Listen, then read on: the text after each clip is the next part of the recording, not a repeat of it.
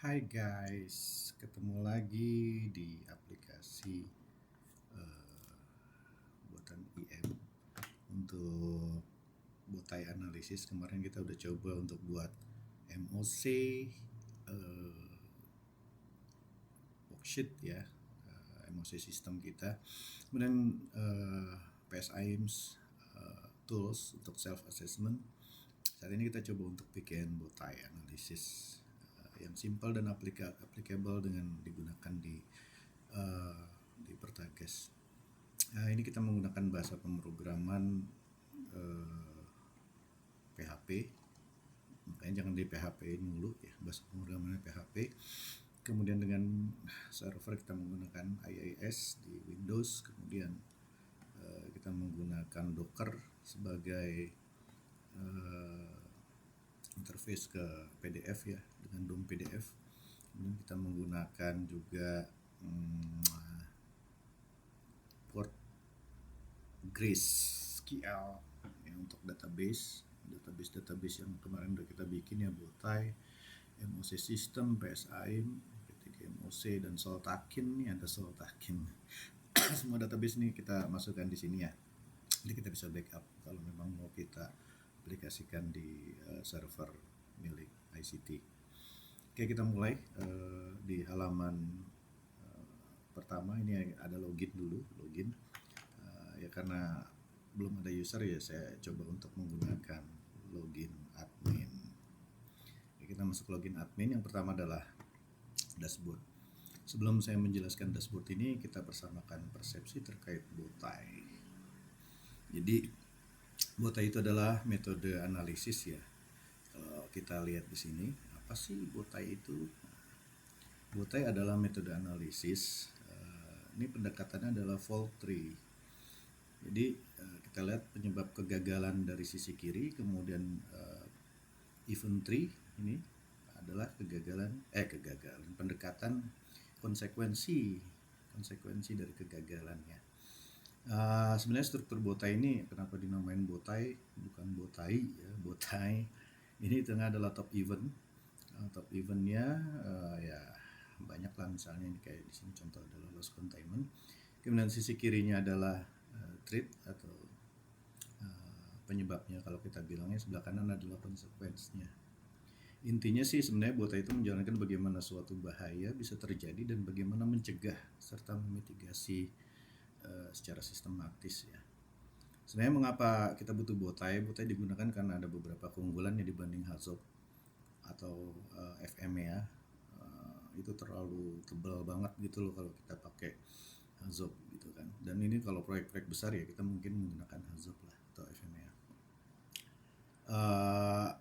Kalau di botai itu kita langsung bisa menunjuk hubungan antara sebab akibat biasanya sih.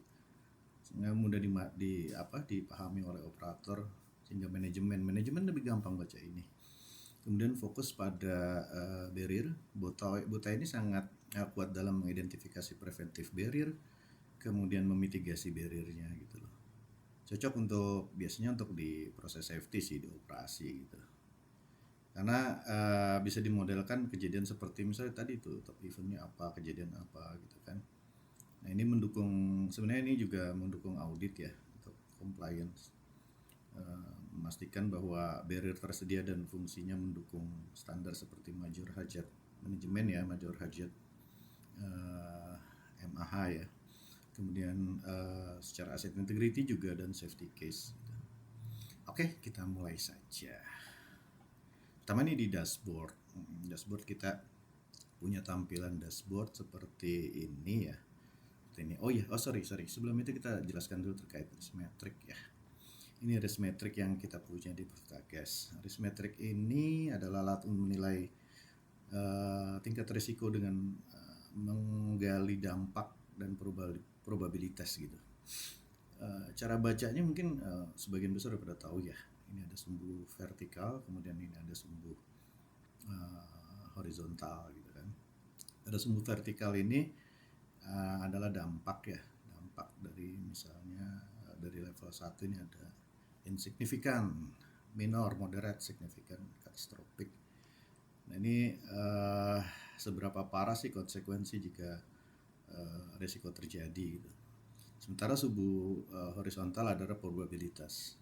Kalau kita lihat di sini ada nilai-nilainya ya. Di level 1 itu probabilitasnya itu lebih kecil satu kejadian per 1 juta tahun kalau dilihat di sini ya, pangkat 6. Kemudian sampai di sini ya pangkat berapa 20% satu kejadian dalam 10.000 sampai 1 juta tahun. Jadi ada satu kejadian, jadi levelnya sangat rendah. Kemudian di level 3 ini satu kejadian dalam 100 sampai 10.000 tahun. Kemudian di level 4 itu kejadian satu kali dalam 1 sampai 100 tahun. Kemudian di level 5 yang paling tinggi ini adalah lebih besar satu kejadian per 1 tahun.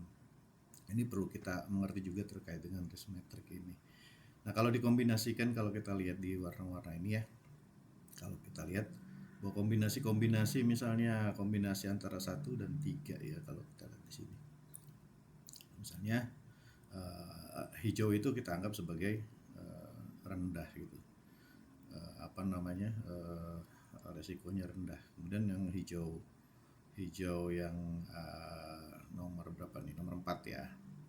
4 yang 1 3 ini rendah sekali nih yang hijau ini. Yang ini ya rendah ke moderat lah. Sementara yang 5 sampai 9 ini moderat ya, yang kuning.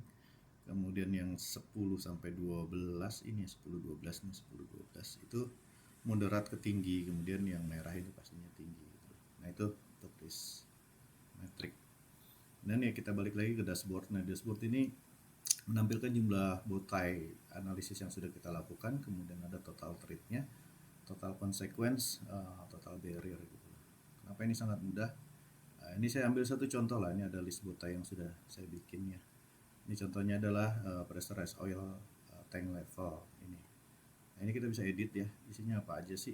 Ini judul botainya, kebocoran tangki minyak bertekanan. Kemudian hazardnya apa? Hazardnya ini bisa kita pilih, ini saya ambil dari standar ya. Jadi kenapa langsung diambil standar? Jadi memudahkan kita untuk mengetahui hazard apa sih kalau dari kebocoran tangki itu, silakan dipilih. Nah, ini bisa dipilih jadi minyak bertekanan tinggi dalam tangki storage ya hazardnya. Jadi top eventnya itu, kalau kita lihat top eventnya adalah loss of containment, jadi kebocoran di tangki minyak. Jadi kalau kita lihat di diagram botainya ya, nah ini high pressure in oil storage. Nah, ini adalah top eventnya adalah loss containment. Nah, bagaimana kita mencegah terjadinya sebuah konsekuensi yang disebabkan oleh loss containment ini? Itu dari analisa di botai. Oke, balik lagi kita ya. Ini kita balik lagi ke mana tadi, ke sini. Oke ya, ke edit ya supaya kita bisa lihat. Oke, di edit nih yang tadi kita udah buat title-nya, kemudian kita buat hazard dan top event-nya. Nah, kemudian kita lihat di sini deskripsinya adalah skenario kebocoran tangki minyak di area produksi. Tanggaplah di sini ya, departemen operation.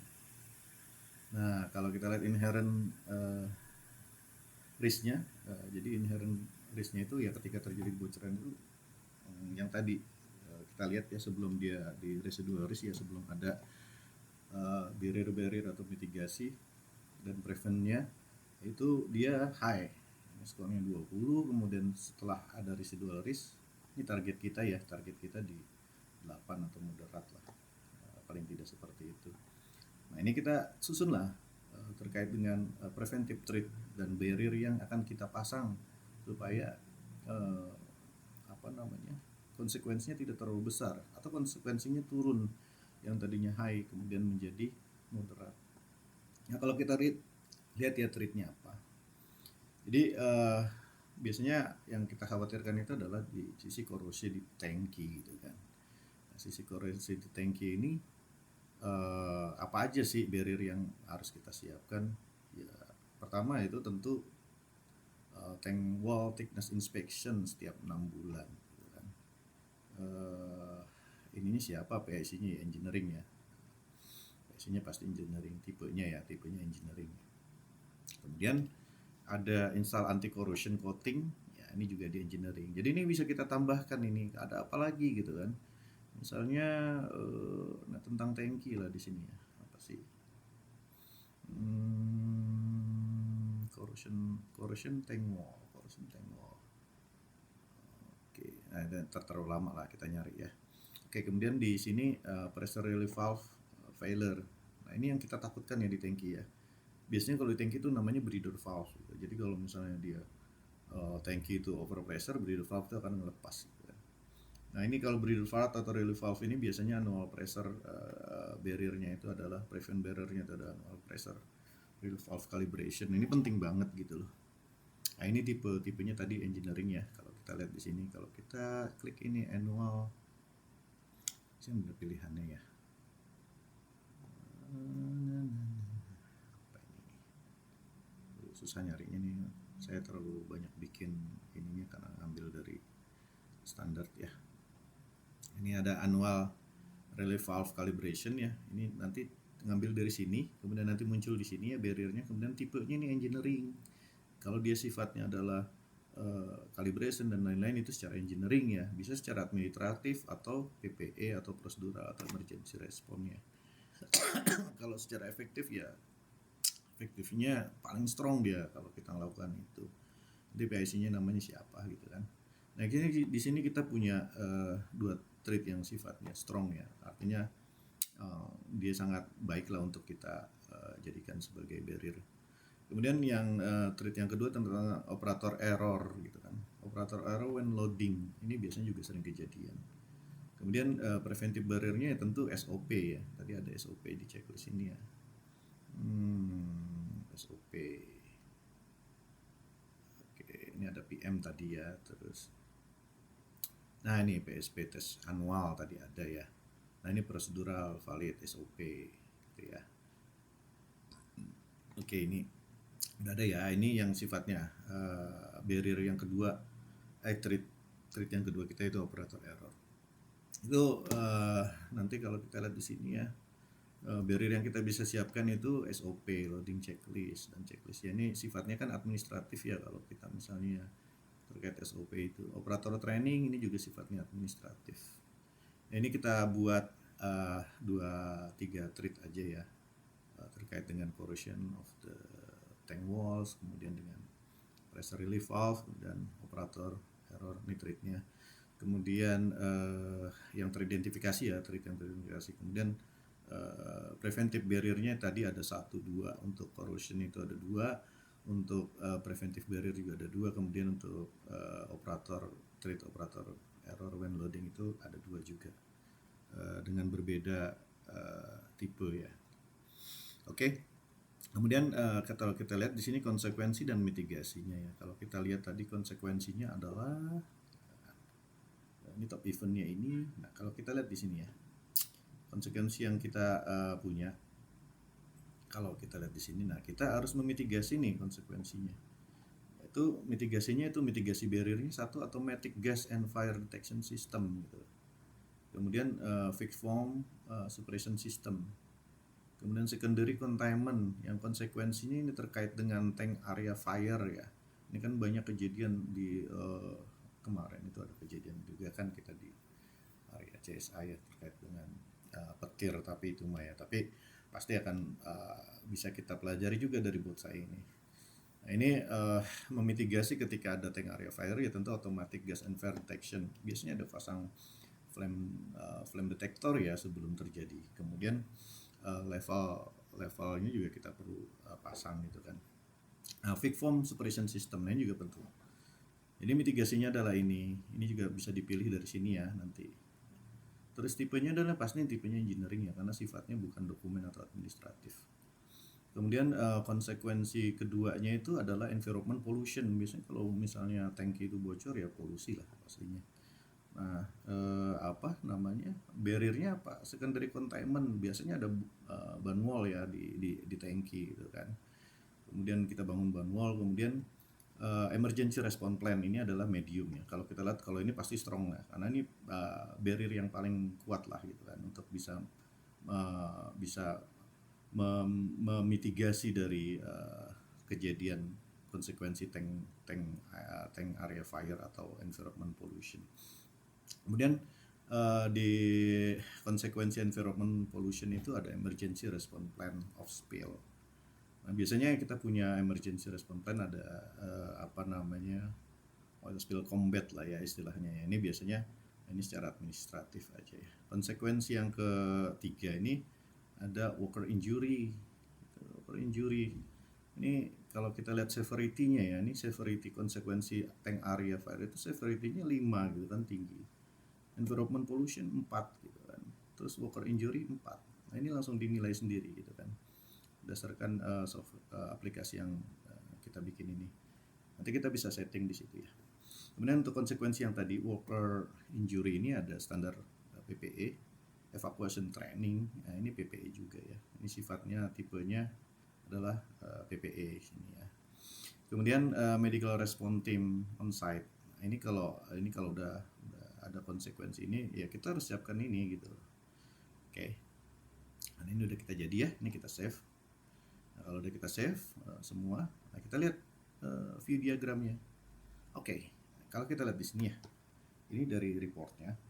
Pressure oil tank leak. Oil pressure, ini hazardnya adalah oil pressure oil in storage tank. Top eventnya adalah loss of containment. Kemudian ini location, departemennya operation ya, tank nomor 1. Nah, kalau inherent risk-nya itu ada kategori 5, high, skor 20. Kalau kita lihat lagi di risk matrix ya. Kita lihat risk matrix ini 20 ini loh. Ini. Ya, di 20. Jadi tinggi risk secara risk matrix. Kemudian kita bisa turunkan dengan barrier tadi gitu, dengan barrier tadi. Baik itu dari prevent atau dari mitigasi. Itu turun sampai kategori 3, moderat. Ya, jadi di 8. Kita lihat risk matrix lagi ya. Sini 8 itu sini. Sini dan sini ya. Oke, lanjut. Setelah itu kita lihat nih ya, di sini adalah risk matrix yang kita punya. Ini inherentnya dia turun ke residual risk-nya. Ya, nah ini botainya langsung jadi. Jadi setelah kita masukkan parameter itu, nanti langsung muncul botainya ini. Nanti di video berikutnya kita akan coba ya, sehingga muncul tampilan botai seperti ini. Nah, ini kalau kita lihat di sini resume-nya ya, preventive treat and barrier, corrosion of the tank wall. Ini tipenya strong gitu kan, strong, relief juga strong. Kemudian operator error when loading, ini medium untuk SOP. Kemudian konsekuensi dan mitigation barrier ini kita lihat juga yang tadi kita isi ya. Nah, ini semua ini adalah hasil dari apa yang kita isi dan kita analisis ya. Kemudian kita lihat di PDF nih. Nah, menariknya ada PDF lagi. Kita start ya. Kita open. Ini PDF saya pakai Nitro. Oke, ini PDF-nya. Bowtie Analysis Report. Nah, ini udah ada reportnya ya. Nanti itu sebenarnya sama sih sama di software, cuman ini dicetak aja dalam bentuk PDF. Nah, ini nanti ada disebutkan inherent risk nih ya. Sebelum kita pasang barrier. Nah, ini sesudah pasang barrier namanya residual risk. Dari kategori 5 ke kategori 3. Lumayan turun. Oke, ini yang tadi di matrix risk-nya. Kemudian ini adalah botainya. Gambarnya susah juga sih. Tadi saya coba untuk bikin gambar yang lebih informatif, berantakan lah, mendingan bikin kotak ini juga paham.